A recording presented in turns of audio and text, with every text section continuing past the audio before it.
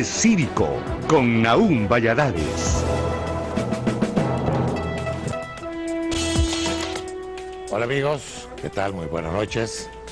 Bienvenidos a su Lunes Cívico. Nuestro programa de hoy, Día de las Fuerzas Armadas, 21 de octubre. Pero mucha gente no conoce el origen de ese 21 de octubre. Se sabe que en el calendario cívico está consagrado a las Fuerzas Armadas. ¿Pero por qué? Vamos a hacer una breve reseña histórica para llegar a ese 21 de octubre. En 1954, siendo presidente de Honduras el doctor Juan Manuel Gálvez, en octubre de 1954 se realizan elecciones generales.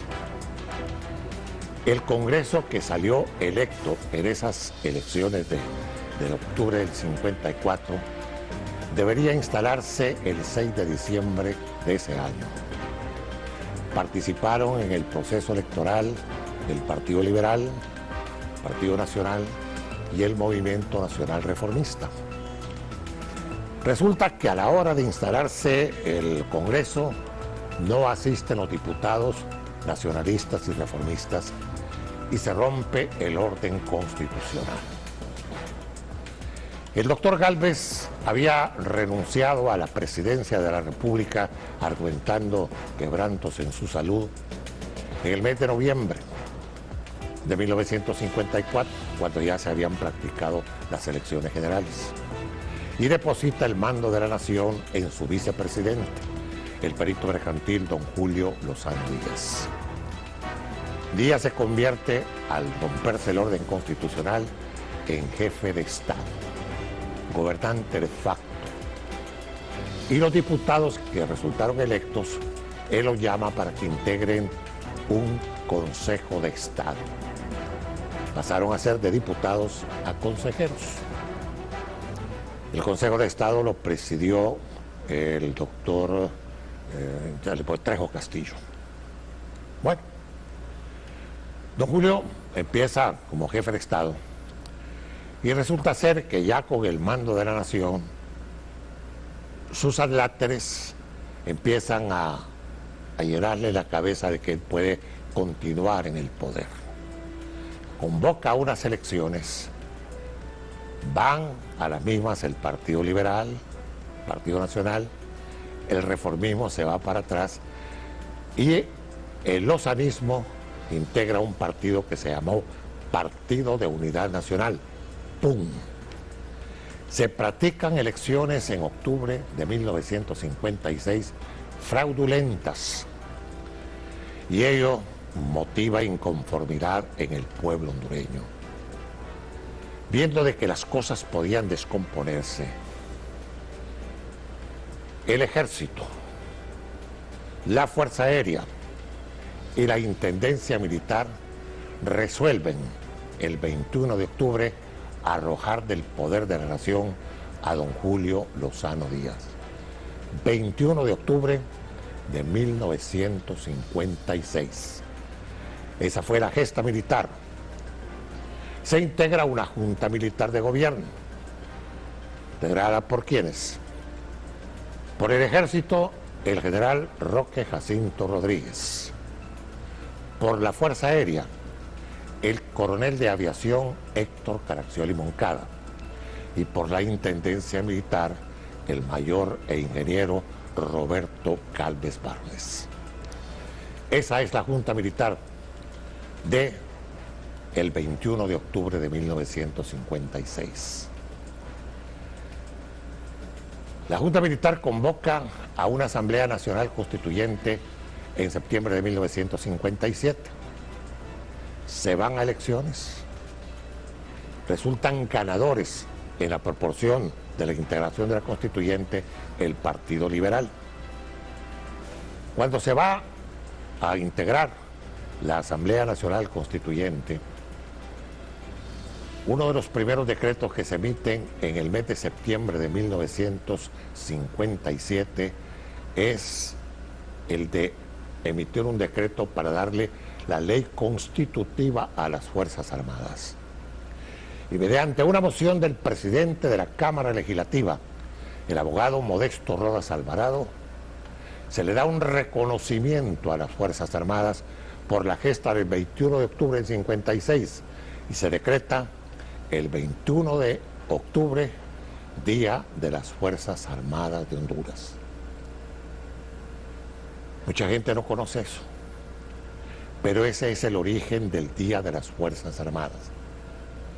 Porque si fueran así como para recordar el día que se fundó el ejército en Honduras, sería el 11 de diciembre, cuando en 1825 se aprobó la primera constitución, que fue cuando se dijo en esa constitución que se elaboró en agosto de 1824 en Cedros, que se formaba el Ejército de Honduras. 11 de diciembre. Por eso ese es el día del ejército, 1825. O sea que estamos en 194 años de que se formó el ejército. Si fuera de la Fuerza Aérea, nos remitiríamos al 13 de abril de 1931, cuando el presidente Vicente Mejía Colindres funda la Escuela Nacional de Aviación, que posteriormente en el gobierno de don Tiburcio Carías Andino, ya en 1939, cuando se traen Malcolm White y los otros pilotos estadounidenses, se forma la Fuerza Aérea Hondureña. Y después viene la rama naval, que la rama naval hay un intento desde 1898 que nunca culminó. Hubo ahí unas embarcaciones, el Tatumble, el Cabañas y todo, pero que no constituyeron la verdadera fuerza naval. Hoy queremos hablar de esa historia de las Fuerzas Armadas. Y por eso hemos invitado a una persona que es muy estudiosa, además militar de carrera. Él es general en condición de retiro, pero es un hombre que se ha esforzado por estudiar todo lo que es inherente a las Fuerzas Armadas de Honduras. El general Luis Alonso Maldonado Galeas. ¿Cómo está, general? Muy bien, gracias, don Naúm. Felicidades por ser Día de las Fuerzas Armadas. Muchas gracias. Usted es de la 12ª promoción. 14ª. 14ª de la Escuela Militar General Francisco Marzán. Queremos hablar de eso, general, porque remitamos desde 1831 con la primera academia militar, la de Narciso Benítez. Me gustaría que habláramos de eso. Sí, ya el general Francisco Morazán era presidente de la República Federal, el presidente Juan Antonio Márquez en ese entonces, y se decide la fundación del primer centro de formación de oficiales en 1831. Y por las circunstancias de la época, el colombiano Narciso Benítez, coronel en ese entonces, es el primer director de esa escuela. Y hay una acción importante en esto de la historia que nos indica de que sí fue en 1831, y es que José Santos Guardiola fue cadete de esa escuela militar, más tarde capitán general, ¿no? Y es un referente también de la vida institucional de las Fuerzas Armadas. Así pues nace esta escuela en 1831. Ya el ejército venía evolucionando y hemos conversado ya acerca del primer comandante del ejército, don Remigio Díaz. Así es. El coronel Remigio Díaz. Que fue miembro del Ejército Protector de la Ley. Del Ejército Aliado Protector de la Ley. Y Narciso Benítez, para efectos también de completar su historia, muere en la Batalla del Espíritu Santo en San Salvador en el año 1839. Así da los primeros pasos la educación militar en las Fuerzas Armadas de Honduras. Sigue después un intento con José María Medina, pero luego ya toma un poco más de solidez con la reforma liberal con Marco Aurelio Soto. Ahí me gustaría que nos detuviéramos un poco, general, porque usted me mencionó al general José María Medina. Medina es el que quiere darle una especie de personalidad al ejército de Honduras, y él es el que instituye los uniformes y las insignias en el tiempo del general. Así fue, ¿verdad? Así es, claro, claro, él comienza con eso. Bueno, el general José María Medina tiene algunas ejecutorias muy conspicuas en la historia, ¿no? bandera nacional, escudo nacional, el concepto de república y también esa identidad del Ejército Nacional. Y eso es que bueno mencionarlo porque es una relación, porque el general José María Medina, que era graciano, pero él era un hombre que tenía una evolución porque él había participado también en varias de aquellas batallas que se dieron en aquel entonces, y entonces él obtuvo su grado precisamente en esas batallas, Sí. el general Medina. Pero Medina era un hombre con una, por ejemplo, el escudo, cuando él se sale, cuando empezamos a denominar República de Honduras, es en el tiempo de José María Medina, Sí. porque antes era el Estado, El de Estado Honduras. de Honduras, claro. Y ahí es donde don Ladislao Valladares es el que confecciona el primer escudo de Honduras. Claro, claro, es interesante. Ujú. Pasado esto de José María Medina, ya entramos a lo que comprende la reforma liberal con Marco Aurelio Soto, quien en la organización del Estado también incluye la organización de las una Fuerzas academia. Armadas. Ya, y también de la academia de Militar. entonces, sí, academia Exacto. militar. Ya vamos a venir después de esta primera pausa, general, para que hablemos de esa academia militar, porque esa academia militar que se conformó en tiempo de Soto, pero que empieza a funcionar en el gobierno del general Bográn Barahona, tiene una significación tremenda que quiero que la comentemos con usted después de la pausa. Donado Galeas, usted habló de cuando en la reforma liberal del gobierno de Soto se busca formar una academia militar. Ahí es donde se busca el general francés Héctor Galinier. Me gustaría que me hablara usted de esa academia. Sí, 1882, ¿verdad? sí, 81 primero. Ajá. Y se reafirma en 1883. Correcto. Con Luis Borán. Sí. Galinier, un oficial de ingeniería y que tenía mucho conocimiento que dar, contribuye a la organización de esta escuela militar. Y desde luego la influencia primaria que se tiene es la influencia francesa. Sin embargo, con el esfuerzo del gobierno de Soto, el conocimiento de Galinier, más los funcionarios de gobierno ya crearon las primeras ordenanzas. La ordenanza militar, el código militar, que eran los primeros referentes bibliográficos para la educación de los cadetes. El otro detalle también es que empezaron a usar otros textos de origen francés, la instrucción de infantería, y así se fue articulando todo ese contexto que dio fundamentación a esta academia militar, ya en un plano moderno, desde el punto de vista de la concepción del Estado que estaba consolidando Soto. Y hay algo bien interesante, general Maldonado. Galinier, el uniforme que apliquen los caballeros cadetes que estaban en esa, era precisamente con un diseño francés, porque él había estado precisamente en las fuerzas francesas en el Sáhara. Y entonces de allá trajo un uniforme que los caballeros cadetes lo usaban con el famoso taparena en la parte del cuello. Ajá. Yo tengo una fotografía cuando van desfilando por el Puente Mayol con ese tipo de uniforme. O sea que la influencia francesa fue grande hasta en eso, ¿verdad? Fue muy grande en eso, sí, fue parte de la influencia y también la doctrina francesa, Así debido es. a que los primeros textos que llegaron aquí a Centroamérica precisamente venían de Francia. Más adelante también la influencia alemana, y desde luego la que más impactó en el primer tercio del siglo XX fue la influencia chilena. Ahora, en esa escuela de Galinier, allí, ¿quiénes fueron los caballeros cadetes que después llegaron a ser oficiales de las Fuerzas Armadas? Porque fue muy poca la permanencia de esa escuela, ¿verdad? Sí, sí, tuvo sus vacíos después de Luis Bográn y luego en la década de 1890. Que ya vino Leiva y Sí, ya tuvo su decadencia. Sin embargo, ahí también surgieron los primeros ensayos para los cuerpos de artillería. Ah, sí, Sí, sí. eran parte de esa evolución. Y es importante destacar esto, ¿no? Porque la artillería ya comienza desde desde esa etapa, y se fortalece un poco más en el primer cuarto del siglo XX. Ajá. Se vuelve a reanudar Ahí donde la está, artillería. ahí donde empiezan los cabos y sargentos, ¿verdad? Sí, sí, también habían escuelas de cabos y sargentos. Claro. Era una combinación.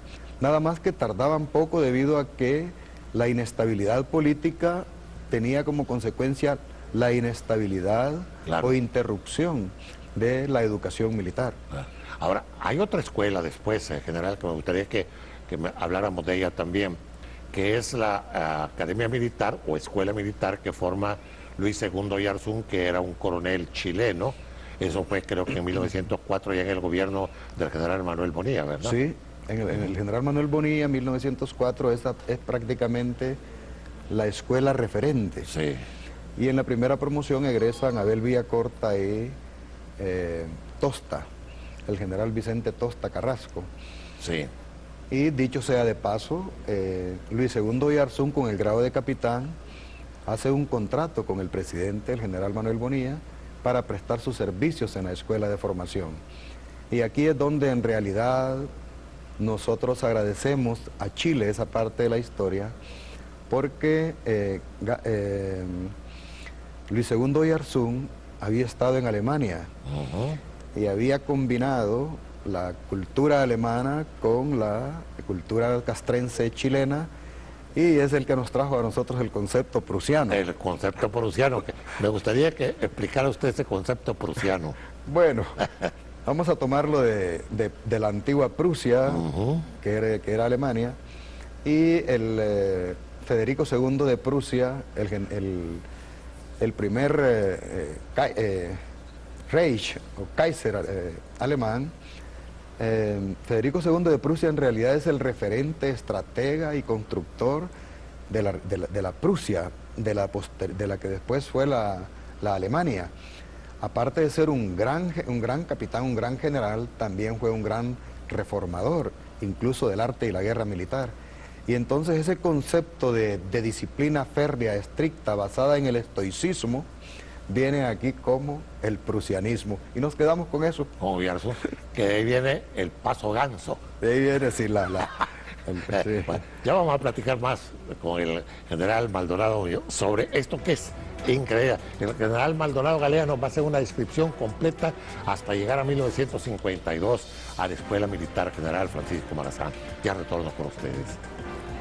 General Maldonado Galeas, usted bien lo ha dicho que Oyarzún deja una estela, una huella en la preparación, que si bien es cierto la academia finaliza, pero le da paso a otras instituciones que se van creando, como la Escuela de Cabos y Sargentos, la Escuela de Artillería, la Escuela Básica de Armas, que después, porque de tiempo de don Manuel Bonilla Vázquez empezó a construirse el cuartel de veteranos, que era una construcción tan grande que pasó el gobierno de Terencio Sierra, el de Miguel R. Dávila y todo, se fue retrasando hasta que en 1920 Rafael López Gutiérrez termina la construcción de lo que es ahora el cuartel general de las Fuerzas Armadas.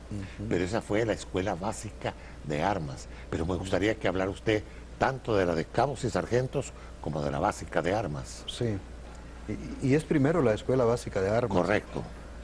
Antes quiero citar lo del periodo de Vicente Mejía Colindres, que es cuando se da la última academia militar de ese primer tercio de siglo, en donde Abel Villacorta, egresado de la escuela de 1804, es director.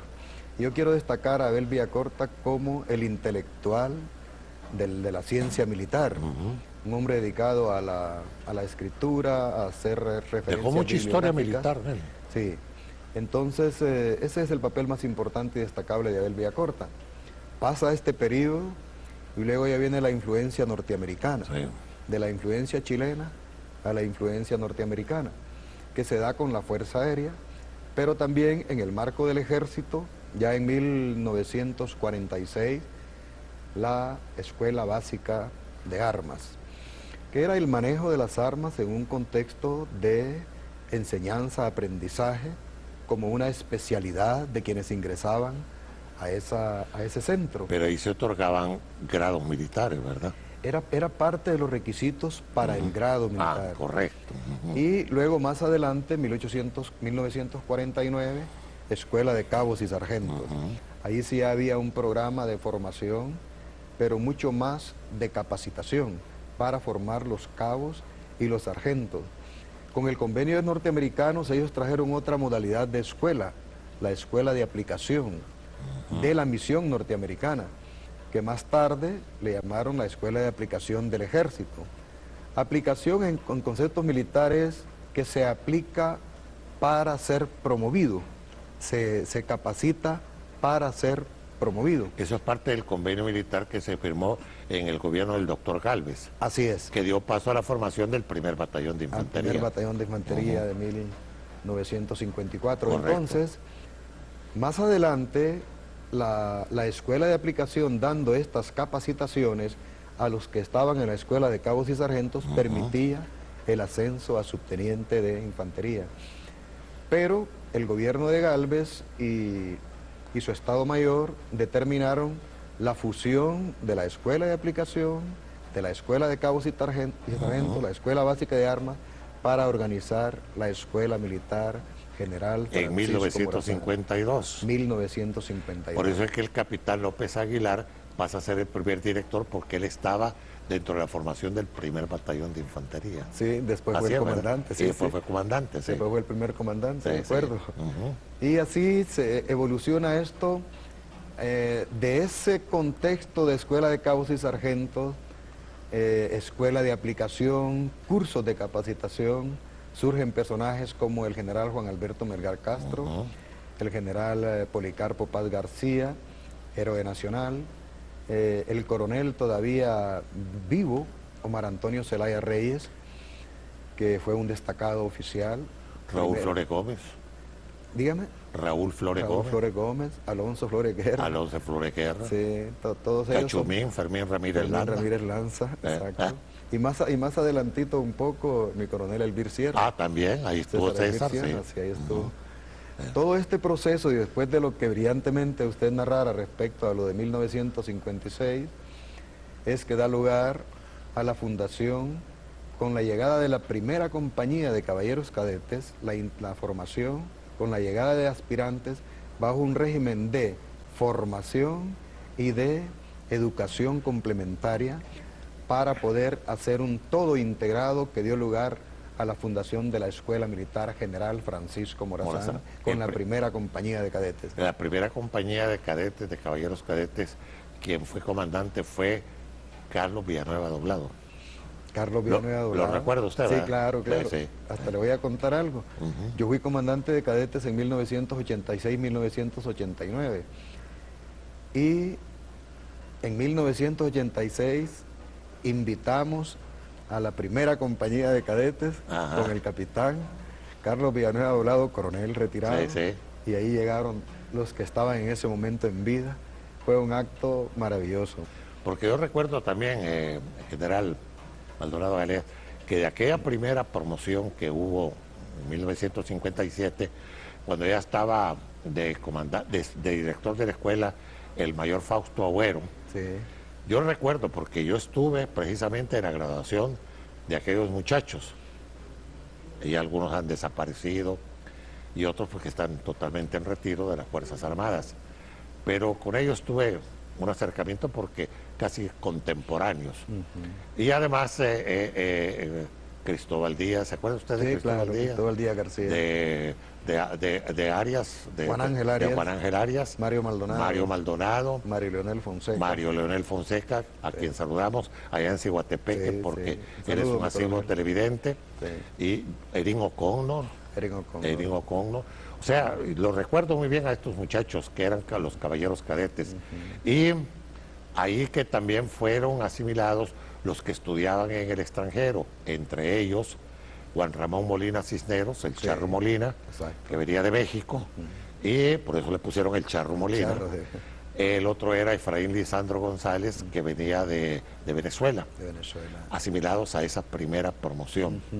Y ese recuerdo, porque la verdad es que nosotros tenemos que hacer hincapié en que hay que conocer la historia de las Fuerzas Armadas, no solo por la conmemoración del 21 de octubre, que ahora ha pasado a ser parte del triduo, no de misa, sino que del triduo de feriados del mes de octubre.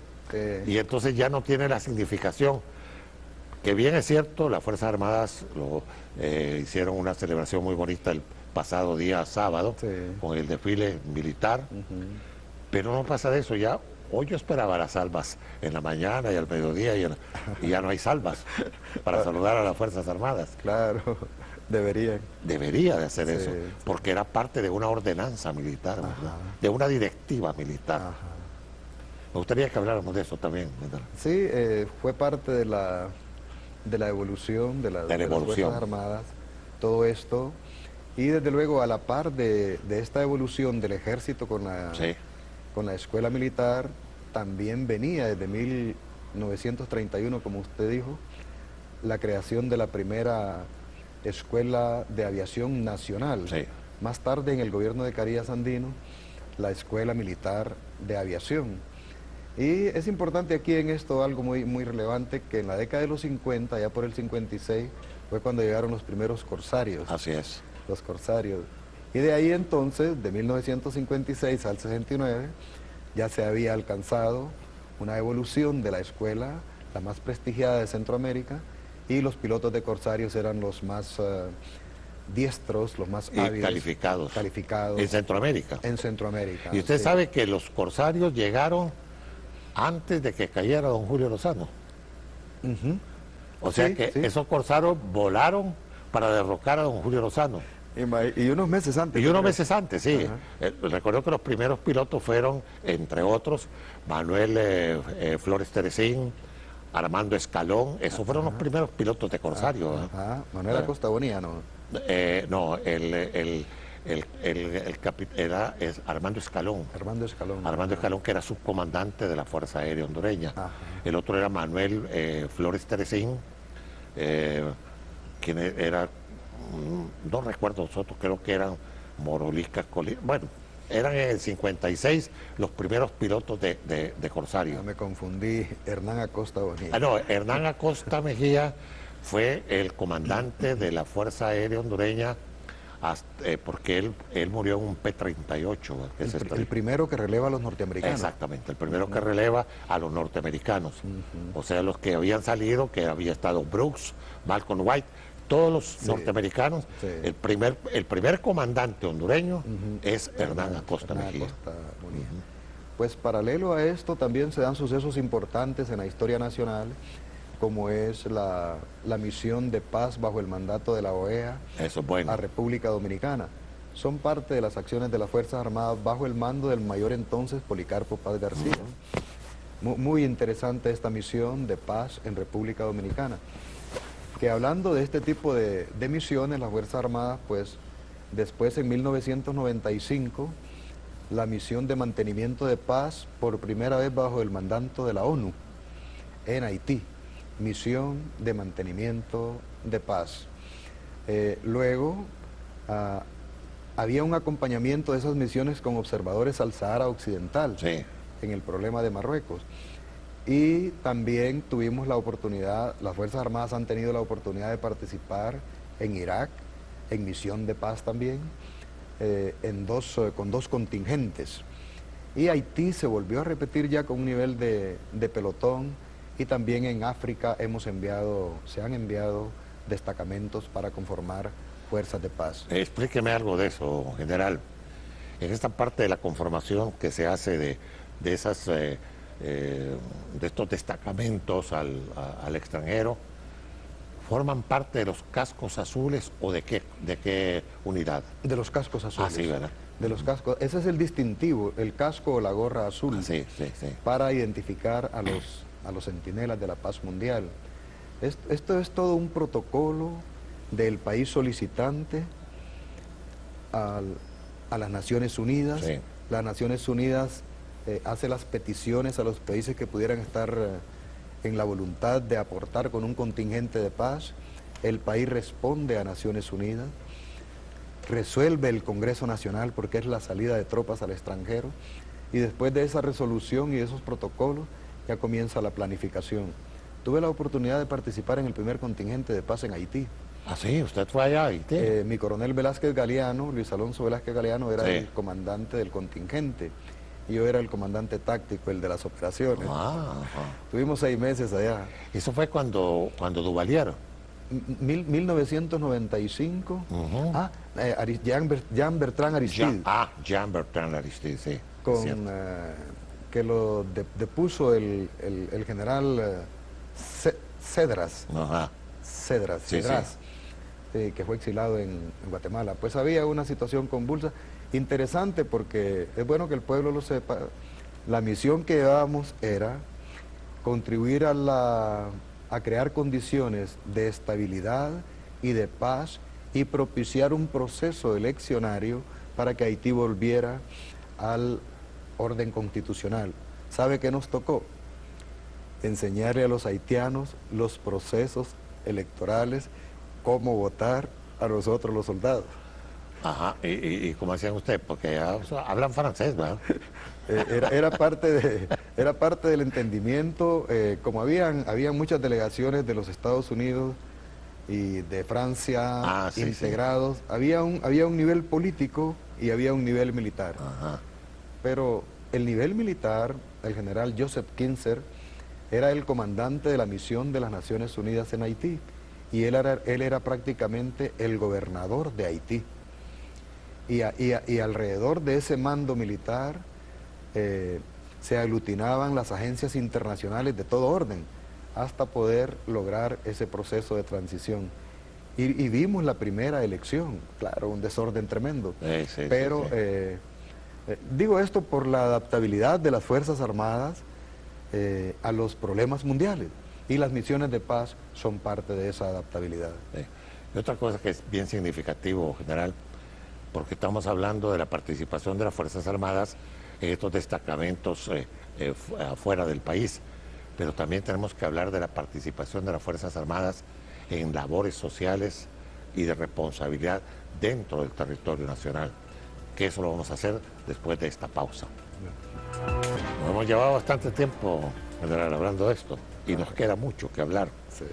porque en realidad el historial de las Fuerzas Armadas, no solo desde el 21 de octubre de 1956, sino que en varias etapas de la vida institucional del país.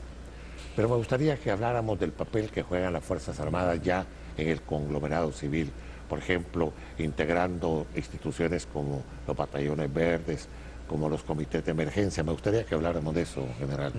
Esto está consignado en la Constitución de la República. Correcto. Y se traduce en una expresión: contribución al desarrollo, cooperación con las instituciones del Estado, Secretarías de Estado. Y se enfoca a las Fuerzas Armadas en unas 4 actividades: educación, salud, vialidad y protección del ambiente. En educación, pues el sistema sanitario de las Fuerzas Armadas se pone a disposición de la sociedad, y en los últimos años, viendo las estadísticas, están sobrepasando el 1.000.000 de atenciones con las brigadas médicas integrales que hacen anualmente. ¿Cuál es la importancia de esto? Llegar las Fuerzas Armadas donde hay una especie de vacío de atención por las capacidades limitadas que el Estado siempre tiene. Ahí se pueden incluir las brigadas médicas. Ahí es donde van las brigadas médicas, en donde hay distintas atenciones, medicina general, especialidades, Alfabetización oftalmología. y todo eso. Y luego entra en la educación, aparte de la educación interna que se fundaron Sí, muchos colegios, también la alfabetización hacia afuera y la oportunidad para que en los centros de estudios de las Fuerzas Armadas, escuelas técnicas de las 3 ramas, puedan ingresar los jóvenes y desarrollarse en oficios especializados. La Escuela Técnica del Ejército es una de las más dotadas en Centroamérica para poder instruir y dar capacidades para jóvenes que quieran ingresar a las Fuerzas Armadas, y también hay programas abiertos para civiles, principalmente en salud. Se gradúan enfermeros, que no son enfermeros militares, sino que enfermeros, y también el enfermero militar, que es parte de la estructura de sanidad militar. El otro es el batallón de ingenieros, una gran labor. tanto para la defensa con la desactivación de minas después del conflicto de la década de los 80 y todo eso, como la apertura de carreteras y la reparación de vías terciarias. Ha trabajado mucho en la parte fronteriza. ¿Todavía sigue en Ciguatepeque? Todavía sigue en Ciguatepeque. Quiero que sepan de que la carretera Aramecina-Caridad fue hecha por el batallón de ingenieros. Ah, sí, la parte esa del corredor seco. Del corredor seco, sí. Y precisamente el subcomandante de esa unidad era el coronel Abraham García Turcios, en ese tiempo capitán. Y así otras vías de comunicación a Olancho, en el Paraíso, en Occidente, etcétera, ahí ha estado el batallón de ingenieros. Es un arma de mucha proyección. Y cuando el MICH ayudaron bastante aquí en la limpieza de Tegucigalpa. Esa es la otra parte, ¿no? La parte de la gestión de riesgos. Sí. Cómo se incorpora las Fuerzas Armadas. Y ha venido por etapas. En un momento hasta dirigían el Comité Permanente de Emergencias, el COPEN. A las Fuerzas Armadas les Bueno, ahí estuvo el coronel Rainel Funes. Sí, ahí estuvo el coronel Rainel Funes, el coronel Pinel Cáliz. Correcto. Desde ese contexto luego se pasó a otra parte, cuando cambia la ley al Sistema Nacional de Gestión de Riesgos. Ahora las Fuerzas Armadas tienen un rol de evacuación y rescate. Y para eso ha creado una unidad humanitaria de rescate con capacidades para llevar a cabo rescates acuáticos y rescates en montaña. Y ahí también se especializan en operaciones helitransportadas para evacuación aeromédica. Esto está integrado casualmente con un sistema centroamericano de unidad humanitaria de rescate. Cada Fuerza Armada de Centroamérica tiene una y ahora hay un sistema integrado. Eso es muy interesante y hay un comando que en este momento tiene su sede en la Fuerza Aérea dedicado exclusivamente a eso. Dicho sea de paso, el centro de adiestramiento de humanitario y rescate está aquí en Honduras. Y la experiencia del MICH pues nos dio esa preeminencia no deseable, pero así es, de ser un espacio aquí en Honduras de experiencias a nivel centroamericano. También asistimos desde aquí, hay dos experiencias. En el huracán Félix, que afectó a Nicaragua, 2007 creo, se envió un C-130 con ayuda humanitaria. Y en un sismo que hubo el 2001 en El Salvador, muy fatal, esta unidad humanitaria de rescate tuvo su primera experiencia en asistir a El Salvador, por el tiempo que sea suficiente. Una de las características es que estas organizaciones son autónomas, con la capacidad de autosostenerse para no ser una carga en el país receptor. Creo que es una de las fortalezas que debe de incrementar las Fuerzas Armadas y que el sistema político de toma de decisiones debe de ponerle atención, porque la amenaza creciente que se viene para toda la humanidad es cambio climático y los efectos en las sociedades, en las naciones. ¿Los batallones verdes siguen funcionando? Ese fue un experimento de los años 80. Para el control de incendios, ¿verdad? Pero eso tuvo una transferencia. Sí. Ahora lo que hay es un comando de protección ecológica y del ambiente, es un comando. Está en el Estado Mayor Conjunto, se abrevia como el C9 y tiene destacamentos a nivel nacional. Y la orientación del empleo es áreas protegidas. Por ejemplo, la biosfera del río Plátano tiene una especie de anillo de destacamentos. Las otras áreas protegidas, como Pijol, como Celaque, etcétera, son parte de este despliegue militar. Qué bien, porque esa es parte de la actividad que desarrolla las Fuerzas Armadas, que muchas veces la gente no entiende de por qué su participación, porque muchas veces lo hacen a través de otras instituciones, por ejemplo, COPECO. Ahí las Fuerzas Armadas están incluidas en COPECO, ¿verdad? Es una entidad clave en la estructura de COPECO. Claro, sí. Bien. Ya retornamos con ustedes en la parte final de nuestro programa de hoy, dedicado al Día. General Maldonado Galeas, el tiempo se nos ha esfumado. Estamos llegando ya a la recta final de nuestro programa. Me gustaría que en estos minutos que queda, usted se dirigiera a sus compañeros de armas en un mensaje especial en el día consagrado en el calendario cívico a las Fuerzas Armadas de Honduras. Hay algo relevante en la vida institucional que son sus valores institucionales: honor, lealtad y sacrificio. Y también los principios que son la jerarquía, la disciplina y la unidad de mando. Si un soldado se apropia de ellos, los internaliza y los sabe expresar en todas sus actuaciones, en la vida de soldado y después como ciudadano, después de prestar el servicio militar, estaremos garantizando la permanencia de la institucionalidad, ese calificativo que nos hemos ganado de alguna manera a lo largo de historia, las gloriosas Fuerzas Armadas. Y detrás de las gloriosas Fuerzas Armadas hay algo más trascendente: la República. Y mientras ésta esté en el destino de las naciones, ahí estarán también las Fuerzas Armadas para soportarlas. A todos los soldados de tierra, mar y aire, mis más sinceras felicitaciones y desde luego mi agradecimiento a TEN, a Canal 10, por esta oportunidad que me ha hecho sentirme revivir mi condición de soldado y resaltar mi amor por nuestras Fuerzas Armadas y por mi patria. Muchísimas gracias. Gracias a usted. En cada hondureño un soldado y en cada soldado un héroe. Sí. Así es.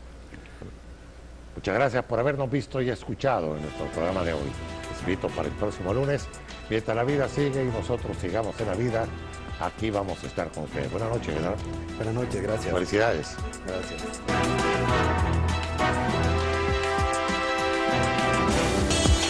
TEN, Televisión Educativa Nacional de Honduras, ha presentado